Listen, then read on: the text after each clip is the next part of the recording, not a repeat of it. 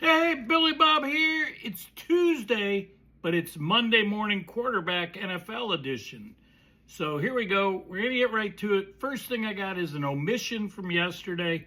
One thing I wanted to mention when I was talking about the LSU firing of Brian Kelly is one of the guys that got involved was the governor of Louisiana, Jeff Landry. Now, don't care what he's Democrat, Republican, doesn't matter. I'm not a big fan of governors or politicians getting involved with sports at the college level. Not even necessarily at the pro level. Sometimes they get sucked in. Every once in a while I hear them say, "Oh, well, we need to get the government involved." Do we really understand when the government gets involved that it just gets to be messy? So I get it. LSU is a state university. They get state funds. The governor is the guy who gives, or is one of, along with the state legislator, give out state funds to these universities. But I'm not a big fan of governors, politicians weighing in on the status of somebody's employment, i.e. the head coach, Brian Kelly, even though I think he's an arrogant prick. So enough said there. Let's see. We're going to get right to the NFL here. Let me go down here, and we're going to talk about, let's see. I wanted to do one other thing. The injury report. Let's go to the injury report first. Patrick Surtain, cornerback, Denver Broncos, went out early in the second half. Shoulder injury, didn't return. Got to do an MRI. Cam Skattebo, one of the most dynamic and exciting young players, rookie for the New York Football Giants, carted off the field second quarter, apparently a dislocated ankle, which I really haven't even heard much about dislocated ankles. I might even said that yesterday. You hear of broken ankles, sprained ankles, regular sprains, high ankle sprains, but he's out for the year. And ironically, he offered to give some of his money back to the team to use towards the cap or whatever. It was the amount he could have given back was like $100,000 in the whole scheme of thing. When we're talking tens of millions of dollars, it won't make a difference. But give him credit for that. The guy that filled in for him handled 10 carries, Tyrone Tracy, and caught a couple passes. Saquon Barkley, he came back. He had a great game. We'll talk about that a little later. But following the game, he told people told the press, I guess, that he tweaked his groin, and so he sat out part of the game, sat out the end of the game. And then they got a bye week coming up. So they're funny thing is the backup running back, Tank Bigsby, ran for 104 yards on 9 carries. What that tells you is the Giants' defense could not stop the run. Couple injuries with the Browns. First one's Quinshon Judkins. Didn't have a great game. Blocking wasn't there, but shoulder injury, sat out after the injury. They assume it's minor. They got a bye. Browns got a bye this week, so we'll see. Other notables: Michael Penix. He didn't play. Kirk Cousins played that game, and they got their ass spanked. Again, we'll talk about that. Wide receiver for the Broncos, Marvin Mims, in concussion protocol. Trey Hendrickson from the Bengals aggravated a hip injury. Aggravated it meaning he already had it, and he aggravated it. So we don't know. My guess is he's going to be out, which is already bad for a bad defense. Bills defensive lineman Ed Oliver, torn bicep. That's going to end his year. Panthers Derek Brown, knee injury. They think he escaped near serious injury. But the right guard, Brady Christensen, torn Achilles, done for the year. Browns also, as I said, it wasn't just Quinshon Judkins, it was Tyson Campbell, concussion. Rayshon Jenkins with a groin. And the bigger concern of all of them is Carson Schlesinger, the rookie leading tackler on the Browns defense, high ankle sprain. That we know high ankle sprains, they could go on and on. Sometimes they require the tightrope surgery, so we'll just have to see. The 49ers already dinged up. More injuries. Another linebacker, knee injury, Winters, and defensive lineman Jordan Elliott with an ankle. Finally, two other guys. Minkah Fitzpatrick for the Dolphins, finger injury, probably going to be back. Chargers, Tahib still cornerback, and he'll miss 2 to 4 weeks with an MCL. So that's the injury report post week 8. So here we go. Here's my Ohio State, for all you Ohio State fans, Ohio State report on some of the top players. Marvin Harrison Jr.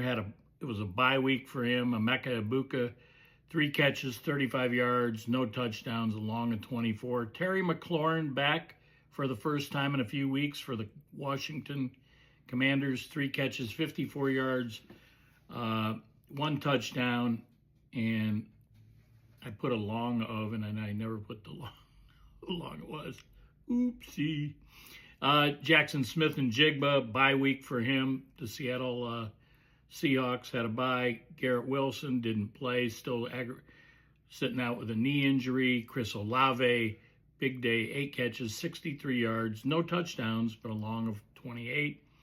And then the quarterback deal, both former Ohio State quarterbacks had decent days.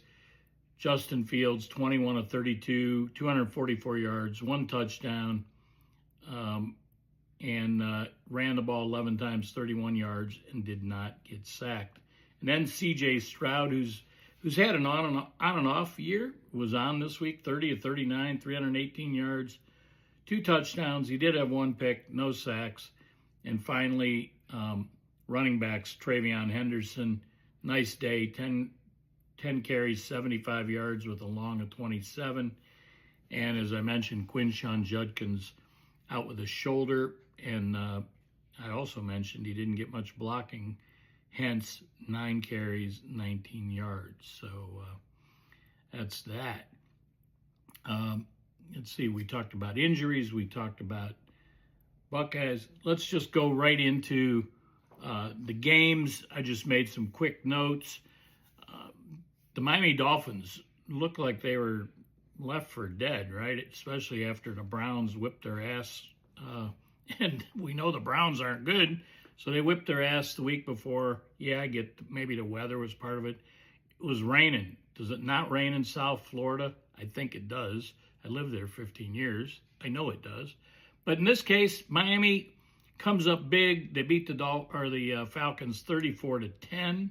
Falcons were doing decent, not great, but they did have Kirk Cousins playing. Penix, 2 of 4 touchdowns. He had 3 picks the week before. 1 was a pick 6. 1 was back to the 2. 4 TDs for Tua.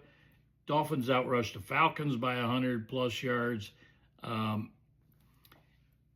Tyreek Hill was out. Darren Waller, their tight end, was out.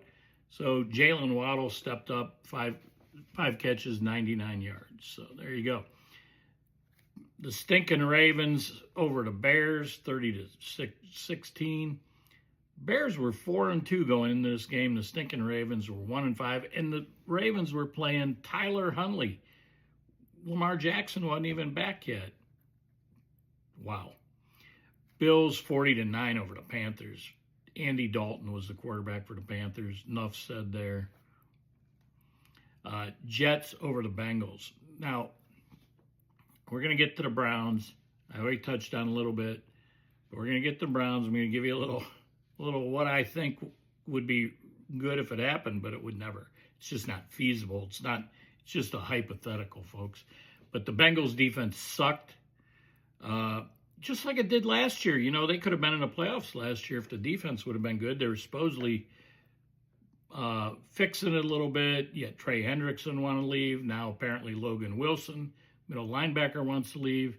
But you cannot piss away a 398-yard offensive performance by the Bengals offense. 398 yards, Flacco, 2 touchdowns, no interceptions. They scored 38 points. You have to win that game.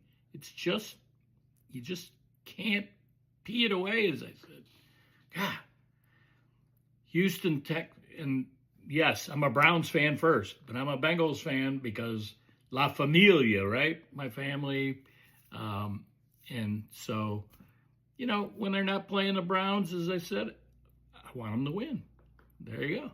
Do I get some points there, Mrs. Billy Bob? Yes, I do. I get points. She didn't answer. All right, we'll let her go.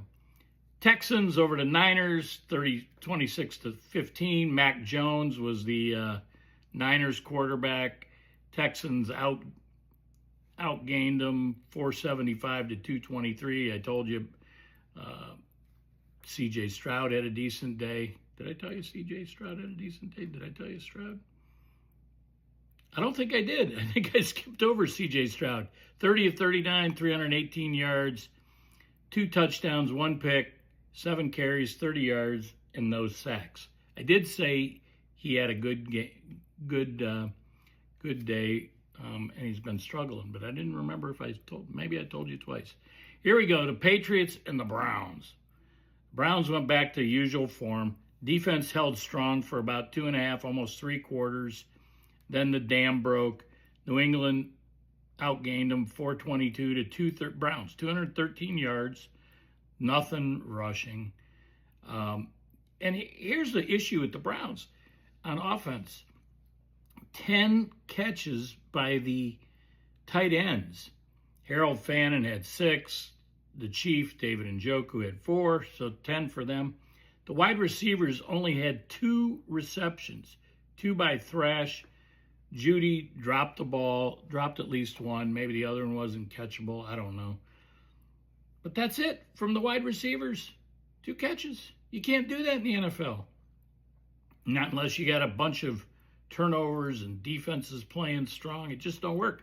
So what I was going to say is if you took the Bengals offense and the Browns defense and you melded them together, you'd probably have a playoff team. But that's just all hypothetics. So in the meantime, whether we're northern Ohio or southern Ohio, it's painful, folks, painful. Texans, I talked about that. Mac Jones. The Patriots, New England, 422 yards, Browns, 213. We don't need to beat that to death anymore, do we? The Eagles over the Giants. You know, the Giants still have hope. The Jackson Dart, you know, he's going to be good, I think. Cam Scatterbo, I told you, out for the rest of the year with a dislocated ankle. But for the Eagles, the good news is Saquon Barkley appears to be back. 65-yard touchdown run, 14 carries, 150 yards. And then his backup, who came in after he went out, got dinged up and went out with that groin injury, had another 104 yards. Late games, Tampa Bay 23-3 over the Saints. New Orleans 4 turnovers. You can't commit 4 turnovers and win the game. One of them actually was for a pick-6 touchdown by defensive lineman Anthony Nelson. Broncos spanked the Cowboys. The Cowboys, are they ever going to be good again? I mean, you got Dak Prescott back. He's healthy, right? Bo Nix, 247, 4 TDs. J.K. Dobbins, 15 carries, 111 yards. And then the Colts just keep on trucking. You know, Daniel Jones, who failed at the New York Giants, winning big. Why? Well, I didn't realize how bad the running game was for the Giants before, but the Colts definitely have a good running game. Jonathan Taylor torched the Titans, ripped them, 174 yards, 3 scores, and just 14 carries. Man, what are you going to do? What are you going to do when they come for you? Going to score some touchdowns. The Packers, Steelers Sunday night. And you know, I tell you, I don't see all these games, but I see the highlights and the lowlights. Jordan Love, 20 for the Packers, 29 to 37. 30, let's see, 30 yards longest, and I don't know what I got. Oh, 3 TDs. Yeah, that's what I meant by 3. Let's see, Monday night, last night, you know, I watched part of that game, and I was like, I saw Mahomes throw that pick right off of Travis Kelce's hands. I mean, right in his hands, bounced off pick. I'm like, man, this ain't going to be a good game for them. Yet they win 28-7. Mahomes 25 of 34, 299 yards, 3 touchdowns. He did have 2 picks. Like I said, one off the hands of Travis Kelce. Kelce had a big game, even though he muffed that or just completely didn't catch it. Six catches, 99 yards, and a touchdown, and he tied for the most touchdowns or touchdown catches by a Kansas City Chief. So let's see. We did that in a pretty good time. I don't think I have anything else. Is there anything else I need to talk about? Not really. Oh, my hat. Pink. Somebody asked me, Billy Bob, why are you wearing a pink hat? Well, this is the end. Today's what, the 28th? So we got a few more days in October. It's Breast Cancer Awareness Month. You don't see that as much. I've talked about it before. You don't see it as much in the NFL and in college. They used to wear a lot of pink, whether it's shoes, whether it's towels, gloves, yada, yada. You do see the coaches wear these multicolored hats and then their logo multicolored on their shirts. That is for all different types of cancers. But in this case, pink is Breast Cancer Awareness Month through the end of October. I mean, it's an all-year thing, but through the end of October is the awareness part. Stay tuned tomorrow. We'll talk about some new programming changes in the Backyard Barbecue. Stay tuned Saturday. I'm working on a 9 a.m. live college football preview right before the OHIO podcast boys come on at 10. So stay tuned. Look for invites on that. And that's what we got. America, land of the free because of the brave. Stay focused, America. Billy Bob, peace out.